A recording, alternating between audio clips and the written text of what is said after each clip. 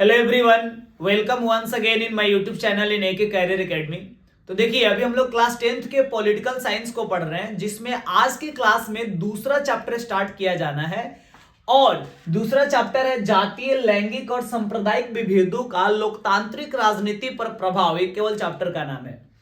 इसमें तीन चीजें आपको हम बताएंगे: जातीय विभेद, लैंगिक विभेद और सांप्रदायिक विभेद। ये क्या होता है, इसके प्रमुख तत्व कौन कौन से होते हैं, और राजनीति पर यानी डेमोक्रेसी पर इसका क्या इफेक्ट पड़ता है, ये चीज हम आपको समझाएंगे। जिसमें सबसे पहले हम जातीय विभेद के बारे में पढ़ने वाले हैं, और आज हम लोग जातीय विभेद को पढ़ लेंगे और इसको कंप्लीट भी कर लेंगे। अब ध्यान से समझे, जातीय विभेद क्या है, कुछ विद्वानों ने इसके बारे में क्या बताया, जातीय विभेद के कारण कौन कौन से गलत परिणाम दिखाई पड़ता है, और इसका राजनीतिक व्यवस्था पर क्या इफेक्ट पड़ता है, उसको हम लोग समझेंगे। ध्यान से समझते रहिए, लास्ट तक पूरा टॉपिक एकदम क्लियर हो जाएगा, याद हो जाएगा सब चीज। तो देखिए, जातीय विभेद की अगर हम बात करें तो हम कह सकते हैं कि हमारे समाज में बहुत सारी बुराइयां हैं, जिसमें एक प्रमुख बुराई जातीय विभेद भी है। यानी कि आप इसको एक प्रमुख, देखा जाए तो सामाजिक समस्या के रूप में समझ सकते हैं। यानी कि बहुत सारे सामाजिक समस्याएं बनी हुई है, जिसमें एक प्रमुख सामाजिक समस्या जातीय विभेद भी है। लेकिन आज ही के क्लास में लास्ट तक जाते जाते आपको यह भी समझ में आएगा कि ये जातीय विभेद हमेशा समस्या ही नहीं होता है, हमेशा खराब ही नहीं होता है, इसका अच्छा प्रभाव भी पड़ सकता है, वो भी हम आपको समझाएंगे। तो देखिए, यहां जातीय विभेद के बारे में पहली चीज ये समझें कि प्राचीन काल में ये जातीय विभेद वाली चीजें नहीं थी, जाति के आधार पर भेदभाव वगैरह नहीं हुआ करता था। उसका रीजन क्या था?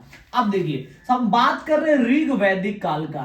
ध्यान से समझे आप, ऋग वैदिक काल में नहीं, बहुत समय पहले की अभी आपको हम बात बता रहे हैं। और ऋग वैदिक काल में अगर आप जाएंगे तो उस समय हमारे समाज में जाति विभाजन यानी वर्ण विभाजन, यहां पे वर्ण जो है जाति के लिए यूज किया गया है। यानी कि जाति विभाजन जो था वो कर्म पर आधारित था। कर्म पर आधारित होने का नतीजा ये होता था कि जो व्यक्ति जैसा काम करता था, जैसा कर्म करता था, उसको वैसी जाति दे दी जाती थी। पहली चीज कि भाई उस समय हमारा पूरा सोसाइटी जो है 4 वर्गों में ही विभाजित था, जिसमें जो व्यक्ति ज्यादा पढ़ा लिखा होता था, वो जिसके पास ज्यादा ज्ञान होता था, उस व्यक्ति को ब्राह्मण कह दिया जाता था। और जो व्यक्ति युद्ध विद्या सीख लेता था, शासन कार्य में रुचि लेने लगता था, उसको क्षत्रिय कह दिया जाता था। और जो व्यक्ति व्यापार और बिजनेस में देखा जाए तो अव्वल होता था, यानी उसमें आगे बढ़ जाता था, वैसे व्यक्ति को वैश्य कह दिया जाता था। और वैसे व्यक्ति जो बिना पढ़ा लिखा, मतलब आप समझ सकते हैं कि जो कोई खास काम धंधा नहीं कर रहे हैं, इधर उधर मतलब दैनिक मजदूरी वगैरह करना पड़ रहा है, तो वैसे व्यक्तियों को शूद्र के नाम से जाना जाता था। तो ये 4 जातियां हुआ करता था, और ये डिसाइड करता था कि भाई कौन किस लेवल, किसकी योग्यता क्या है, कौन कौन से काम को करता है, उस आधार पे डिवीजन होता था। लेकिन बाद में क्या हुआ कि ऋग वैदिक काल के बाद जब उत्तर वैदिक काल में हम लोग आए, तो उत्तर वैदिक काल में ये हो गया भाई कि ये जो वर्ण विभाजन है, यानी कि ये जो जाति का विभाजन हो रहा है, जाति का जो बंटवारा हो रहा है, इसका आधार जो पहले कर्म हुआ करता था, अब कर्म के जगह पर देखा जाए तो जन्म के आधार पर ही जाति का विभाजन होने लगा। और इसमें ये डिसाइड होने, मतलब अब ये आप कौन सा काम करते हैं ये डिसाइड नहीं करेगा जाति का विभाजन या आपके जाति का निर्धारण, ये बात तय करेगा कि आपका आपका जन्म किस परिवार में हुआ है। जैसे मान लीजिए कि अगर आप किसी भी परिवार से बिलोंग करते हैं, उसका संबंध किसी ना किसी धर्म, जाति वगैरह से जरूर है, और आपका जन्म उस परिवार में हुआ, तो सीधी सी बात है, जन्म के साथ ही आपको जाति मिल जाती है। यानी कि आज जाति का विभाजन कर्म के आधार पे जन्म हो गया, और जब से ये चीजें हुआ तब से जातीय विभेद थोड़ा बहुत जो है स्टार्ट हो गया। और आज तो ये राजनीति में इतना अच्छा से प्रवेश कर चुका है कि इसके बिना राजनीति की कल्पना भी हम लोग आज नहीं कर पा रहे हैं। अब देखिए, जातीय विभेद आने से हमारे समाज पे बहुत सारा उसका बुरा इफेक्ट पड़ता है। तो जातीय विभेद के कौन कौन से खराब प्रभाव पड़ते हैं, यानी इसके कौन कौन से कुप्रभाव हो सकते हैं, पहले तो आप ये समझिए। तो देखिए, सबसे पहली चीज कि अगर हम सारे जातीय विभेद करते रहे तो उससे सबसे पहले ये प्रॉब्लम होता है कि विभिन्न जाति के जो लोग हैं, यानी कि अलग अलग जाति को मानने वाले जो लोग हैं, ये लोग एक दूसरे से घृणा करने लगते हैं। परस्पर का मतलब एक दूसरे से ये लोग नफरत करने लगते हैं, घृणा करने लगते हैं, जिसमें लोगों में आपसी फूट उत्पन्न होता है। लोग एक दूसरे से मिलजुल कर नहीं रह पाते। फिर दूसरा देखिए, हमारे देश में जितना ज्यादा जातीय विभेद बढ़ेगा ना, हमारा देश उतना ही सारे जातीय समूहों में बढ़ जाएगा। यानी जातीय विभेद के कारण हमारा देश जो है बहुत सारे जातीय समूहों में विभाजित हो जाता है। और देखा जाए तो जातीय समूह जितना ज्यादा बनेगा, हमारे देश की जो यूनिटी है, यानी कि हमारे देश की जो राष्ट्रीय एकता है, उस पर कुठाराघात पहुंचता है। यानी कि हमारे देश की राष्ट्रीय एकता उससे प्रभावित होता है। फिर तीसरी चीज, अच्छा, एक हमारे सोसाइटी में एक प्रॉब्लम बना हुआ रहता है, दहेज प्रथा। तो दहेज प्रथा की भी शुरुआत देखा जाए तो कहीं ना कहीं अब जातीय विभेद का ही नतीजा माना जाता है। यानी दहेज प्रथा की जो शुरुआत हमारे समाज में हो गई, ये भी जातीय विभेद के कारण ही हुआ। आपको कुछ तर्क देते हैं जिससे आप इसको समझ सकते हैं। जैसे मान लीजिए कि दहेज प्रथा क्यों शुरू हुआ, क्योंकि एक ऐसा समय था जब लड़कों को ज्यादा हम एजुकेटेड करते थे। हालांकि वो लैंगिक विभेद भी इसका एक रीजन है, मुख्य रीजन। जब लड़के थोड़ा ज्यादा शिक्षित होते थे, लड़कों को ज्यादा वैल्यू दिया जाता था, और उसके लेवल की लड़की उसके जाति में शायद नहीं मिल पाती थी। और जातीय विभेद के कारण विवाह तो भाई अंतरजातीय विवाह तो कोई कर नहीं सकता था। जातीय विभेद के कारण विवाह भी अपनी जाति के ही लड़की से करना है। और अगर किसी लड़का के पास उतना योग्य लड़की का ऑप्शन नहीं हो तो फिर, और दूसरे जाति में आप जा नहीं सकते, और लड़का अगर थोड़ा सा ज्यादा योग्य हो गया तो अब उस लड़के के पास बहुत सारे लड़की वाले अपना प्रस्ताव लेकर जाने लगे। अब एक लड़का के पास जब बहुत सारे लड़कियों का प्रस्ताव आएगा, तब वैसे कंडीशन में क्या होगा, उस लड़का के पास काफी सारा विकल्प हो गया ना, तो फिर लड़का अपना शर्त रखना शुरू करेगा कि इस शर्त को जो पूरा करेगा उसके साथ मेरा विवाह होगा। तो ऐसे ही करके देखा जाए तो दहेज प्रथा की शुरुआत हो गई। ठीक है, तो ये भी एक इसका कुप्रभाव के रूप में देखा जाता है। फिर इसके बाद एक और पॉइंट हम आपको समझा दें, और ये है कि जातीय विभेद हम जितना ज्यादा करेंगे ना, हमारे देश की आर्थिक प्रगति जो है उससे बाधित होगी। क्योंकि सीधी सी बात है, इस प्रकार की कोई भी गलत रीति रिवाज अगर हम ज्यादा प्रचलन में लाएंगे तो सीधी सी बात है उससे आर्थिक क्रियाएं बाधित होंगी। ठीक है, और हम लोग इसी सारे चीजों में उलझे रहेंगे, जिससे हमारे देश की आर्थिक प्रगति में जरूर रुकावट उत्पन्न होगा। आगे चले तो एक और इफेक्ट हम आपको समझाते हैं, इसको भी आप समझिए। हमारे समाज में केवल दहेज प्रथा ही नहीं, बहुत सारी ऐसी सामाजिक कुरीतियां हैं जिसका शुरुआत देखा जाए तो अब जातीय विभेद के कारण हो गया। यानी कि जातीय विभेद के कारण बहुत सारी समाज में हमारी गलत रीति रिवाज कुरीतियों का प्रचलन हो गया। देखिए, हालांकि बहुत सारी ऐसी भी कुरीतियां हैं जिसका आज अंत हो चुका है। जैसे जैसे लोग एजुकेटेड होंगे, जैसे जैसे लोग ज्यादा पढ़ेंगे लिखेंगे, तो ये जो कुरीतियां हैं, गलत रीति रिवाज है, उसका तो समाप्ति होना ही है। लेकिन आज भी बहुत सारी कुरीतियां प्रचलित है।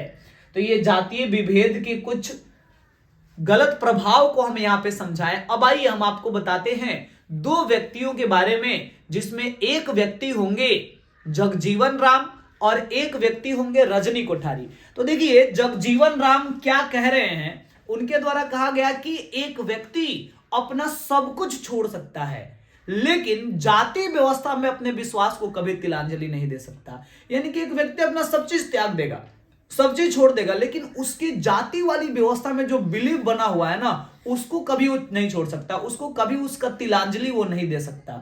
ठीक है, तो ये चीज। दूसरी चीज, अगर हम बात करें, ये देखिए रजनी कोठारी ने क्या बताया। तो रजनी कोठारी के द्वारा ये बात बताया गया था कि आधुनिक समय में जाति विहीन राजनीति की कल्पना करना वास्तविकता पर पर्दा डालने के समान है। राजनीति में जातीय विभेद की इतनी गहरी पैठ हो चुकी है कि बेटी और वोट दोनों अपने जाति को ही दो, इसका प्रथा प्रचलित हो गया है। ये देखो कितनी बड़ी बात इन्होंने कहा। इन्होंने ये बताया कि आज के समय में राजनीति अगर हो रही है तो उसमें जाति की बात जरूर आएगा, क्योंकि मतलब इतना गहराई से प्रवेश कर चुका है ना राजनीति में जातीय व्यवस्था, कि उसके बिना राजनीति करना भी मतलब मुश्किल ही लग रहा है। ठीक है, साथ ही साथ इतना गहरा पैठ हो चुका है ना राजनीति में जातीय व्यवस्था की कि ऐसा लगता है कि नहीं, लोगों को अपनी बेटियों की शादी करना होता है तो लोग अपने जाति का ही लड़का देखते हैं। उसी प्रकार लोगों को नेता भी चुनना होता है तो अपनी जाति के ही, ठीक है, किसी लीडर को चुनने लगते हैं। ये हम नहीं कह रहे, ये रजनी कोठारी साहब का कथन है। तो इस प्रकार जातीय विभेद का खंडन करते हुए ये दोनों व्यक्तियों ने, ठीक है, इस प्रकार के स्टेटमेंट को दिया था। चलिए अब आइए हम आपको समझाते हैं एक और इंपॉर्टेंट टॉपिक कि भाई ये जो जातीय विभेद है इसका लोकतांत्रिक राजनीति पर क्या प्रभाव पड़ता है। ठीक है, यानी जातीय विभेद जो है ये लोकतांत्रिक राजनीति को कैसे प्रभावित करता है, उस पर इसका क्या इफेक्ट पड़ता है, इसको भी आप समझ लीजिए ध्यान से। तो देखिए लोकतांत्रिक राजनीति पर इसका पहला इफेक्ट ये पड़ेगा कि भाई जो विभिन्न राजनीतिक दल है, यानी कि अलग अलग राजनीतिक दल के जो नेताएं हैं, अगर उसमें देखा जाए तो राजनीतिक दल वाले क्या करते हैं कि जाति के आधार पे अपने उम्मीदवारों का चयन करने लगते हैं। जाति के आधार पर अपने प्रत्याशियों को यानी कि अपने उम्मीदवारों को चुनने लगते हैं। ठीक है, अब इसको हम समझा रहे हैं, आप ध्यान से समझिएगा। देखिए हमारे यहाँ जब प्रधानमंत्री वाला इलेक्शन होता है, यानी कि जब लोकसभा का चुनाव होता है, तो पूरा भारत बहुत सारे लोकसभा क्षेत्रों में बटा हुआ है और सारे लोकसभा क्षेत्र से एक एक उम्मीदवारों को चुना जाता है और पूरे भारत में जिस राजनीतिक पार्टी के सबसे अधिक उम्मीदवार चुने जाएंगे उस पार्टी की सरकार स्थापित होगी देश में। ठीक है, अब क्या होगा, जैसे मान लीजिए कि कोई लोकसभा क्षेत्र है, सीवान लोकसभा क्षेत्र है, और सीवान लोकसभा क्षेत्र में बहुत सारे उम्मीदवार जो है ये लोकसभा क्षेत्र में चुनाव लड़ने के लिए तैयार है। तो अब जो राजनीतिक दल वाले हैं वो आएंगे और आके ये नहीं देखेंगे कि भाई इसमें कौन से उम्मीदवार ऐसे हैं जो चुनाव लड़ना चाहते हैं और उनमें योग्यता ज्यादा है, उसी को हम अपने पार्टी का टिकट दें, बल्कि राजनीतिक दल वाले ये देखने लगते हैं कि किस जाति का ज्यादा वोट है इस क्षेत्र में, उसी जाति के उम्मीदवार को अगर हम टिकट देंगे तो हमारा जीत जो है सुनिश्चित हो सकता है। तो राजनीतिक दल वाले अपने जीत को सुनिश्चित करने के लिए क्या करते हैं, जाति के आधार पर उम्मीदवारों का चयन करने लगते हैं। और भले ही वो योग्य हो या नहीं हो, हम ये नहीं कह रहे कि जिस जाति की संख्या ज्यादा होगी वह उम्मीदवार उस जाति का उम्मीदवार अयोग्य ही होगा, ऐसी कोई बात नहीं है। जिसकी संख्या ज्यादा है उस जाति का भी उम्मीदवार योग्य हो सकता है, लेकिन उम्मीदवारों का चयन हम योग्यता के आधार पर करें, जाति के आधार पर क्यों करेंगे।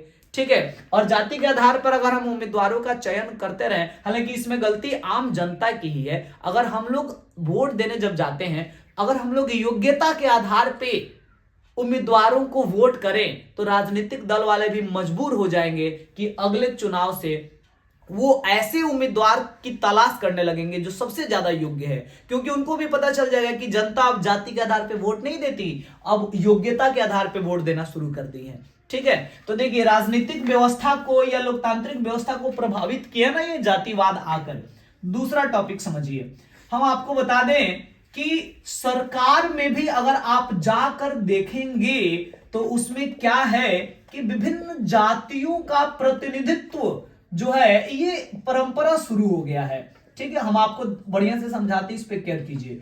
चाहे हम बात करें केंद्र सरकार का या फिर बात करें राज्य सरकार का, केंद्र सरकार का जो मंत्रिमंडल है, राज्य सरकार का जो मंत्रिमंडल है, उस मंत्रिमंडल में अलग अलग जाति के उम्मीदवार पहुंचे रहते हैं और अपने अपने जाति का वहां प्रतिनिधित्व करते हैं। तो इस प्रकार की भी प्रथा प्रचलित हो गई है हमारे यहां, और ये जातीय विभेद की तो परिणाम है। ठीक है, साथ ही साथ और आगे बढ़ते हैं, तीसरा पॉइंट आप समझिए, जातीय भावनाओं को उकसाने में। ये जो जातीय भावनाएं है ना, इस जातीय भावनाओं को उकसाने में अगर देखा जाए तो राजनीतिक दल वाले जो होते हैं ना ये काफी सक्रिय होते हैं, यानी कि राजनीतिक दलों की सक्रियता देखी जाती है। ठीक है, इसका मतलब क्या हो, एक बहुत मतलब एक्टिव होते हैं। जैसे ही देखेंगे कि चुनावी दौर शुरू हो गया ना, वैसे ही जगह जगह पर सभाएं लगाकर, जगह जगह पे लोगों को संबोधित करके, भाषण देके, अलग अलग माध्यमों से लोगों के अंदर की जो जातिगत भावनाएं है ना, उसको उकसाएंगे कि लोग, ठीक है, उसके बहकावे में आकर, उस नेता के भड़कावे में आकर लोग उस मतलब अपने जाति के रूप में उसको मानते हुए उसको लोग वोट दे और वो अपना जीत सुनिश्चित करे। तो राजनीतिक दल वाले तो फायदा उठाएंगे अगर हम लोग के अंदर जातिगत विभिन्नताएं रहेंगी तो। साथ ही साथ एक पॉइंट हम आपको समझाने जा रहे हैं। अभी तक हम लोग जितनी सारी बातें समझे, ये जातिवाद के विपक्ष में ही सारा तर्क मिल रहा था, लेकिन आप समझिए अब कि जातिवाद हमेशा खतरनाक ही नहीं होता, जातिवाद का अच्छा प्रभाव भी पड़ता है। जैसे हम आपको बता रहे हैं, कमजोर एवं पिछड़े वर्ग, माने कमजोर वर्ग के जो लोग हैं, पिछड़े वर्ग के जो लोग हैं, ठीक है, उनको भी माने वो भी राजनीति में इंटरेस्ट लेने लगे हैं। ठीक है, यानी कमजोर एवं पिछड़े वर्ग के लोगों की राजनीति में अभिरुचि, आप इसको थोड़ा ध्यान से समझिए। देखिए, जितने सारे हमारे सोसाइटी में थोड़ा सा पिछड़े वर्ग के लोग हैं, जो ज्यादा मजबूत नहीं, यानी कमजोर वर्ग के जो लोग हैं, ठीक है, वो लोग पहले के समय में जब से मतलब राजनीतिक व्यवस्था में उनको भाग लेने का अधिकार भारतीय संविधान दिया, तब से वो राजनीतिक व्यवस्था में इंटरेस्ट ही नहीं लेते थे, जिसके कारण वो पीछे रह गए। सीधी सी बात है कि ये जो वोट रूपी हथियार है ना, उसका इस्तेमाल जो व्यक्ति शुरू के समय से किया, वो ज्यादा मजबूत स्थिति में अपने आप को वो पाया है। लेकिन मेरे कहने का अर्थ यह है कि बहुत सारे ऐसे लोग थे जो थोड़ा कम पढ़े लिखे थे, जिनको अपने अधिकारों से मतलब परिचय ही नहीं था, जिनको पता ही नहीं था कि भारत के नागरिक होने के नाते हमें ये सारे अधिकार मिले हुए हैं। ठीक है, और स्पेशली जो पिछड़े जाति के लोग थे, जो कमजोर वर्ग के लोग थे, उस कारण से जागरूकता के अभाव में, शिक्षा और प्रशिक्षण के अभाव में वो लोग वोट भी नहीं देने जाते थे, ना अपने किसी राजनीतिक अधिकार का प्रयोग करते थे। लेकिन जब उनके अंदर जातिगत भावनाएं आई ना, यानी जातीय विभेद करना जब वो शुरू किए, तो वो अब वोट देना शुरू किए या फिर अपने राजनीतिक अधिकारों का प्रयोग करना शुरू किए, क्योंकि वो भी कोशिश करने लगे कि हम भी अपनी जाति के किसी उम्मीदवार को जिताएंगे, उसको सत्ता में लाएंगे, ताकि वो हम पे ध्यान देगा, हमारी स्थिति को सुधारने का प्रयास करेगा। तो अगर उसके अंदर, उस कमजोर या पिछड़े वर्ग के लोगों के अंदर अगर जातीय विभेद वाली भावनाएं नहीं आई रहती, तो शायद आज जितना इंटरेस्ट वो लोग लेते हैं राजनीतिक कार्यों में, उतना इंटरेस्ट नहीं लेते। और सीधी सी बात है, जब हमारे समाज में सारे वर्ग के लोग राजनीतिक कार्य में भाग नहीं लेंगे, तो हमारे देश का समुचित विकास नहीं हो सकता है और हमारा लोकतंत्र भी सफल नहीं हो सकता है। लोकतंत्र तो सफल तभी माना जाएगा ना, जब हमारे देश के सभी वर्ग के लोग राजनीतिक कार्यों में भाग ले, और जातीय भावनाओं के कारण ही पिछड़े वर्ग के लोग और कमजोर वर्ग के लोग राजनीतिक कार्यों में इंटरेस्ट लेना शुरू किए। तो ये जातीय विभेद का अच्छा परिणाम भी हमें दिखाई दिया। तो इस प्रकार ये जातीय विभेद लोकतांत्रिक राजनीति को अवश्य प्रभावित करता है। तो उम्मीद करते हैं कि आपको जातीय विभेद से जुड़ी हुई जो भी बातें समझाएं हम आज की क्लास में, वो समझ में आया होगा। और आज के क्लास में हम इतना ही रहने देंगे, और अगले क्लास में हम आपको लैंगिक विभेद और लैंगिक विभेद के परिणामों के बारे में और उसको दूर करने के प्रमुख उपायों के बारे में हम लोग अगले वीडियो में चर्चा करेंगे। बाप रे बाप।